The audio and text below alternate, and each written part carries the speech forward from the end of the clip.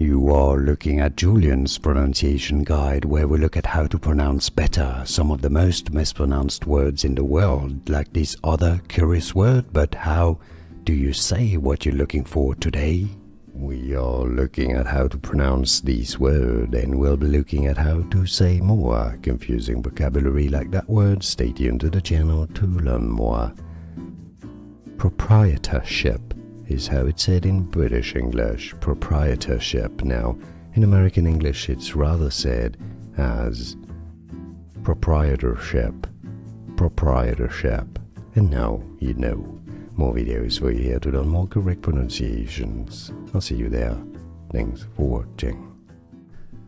Here are more videos on how to pronounce more confusing words and names too many mispronounced. Like this video if you found it useful. I appreciate your support. I'll see you soon and thanks for watching.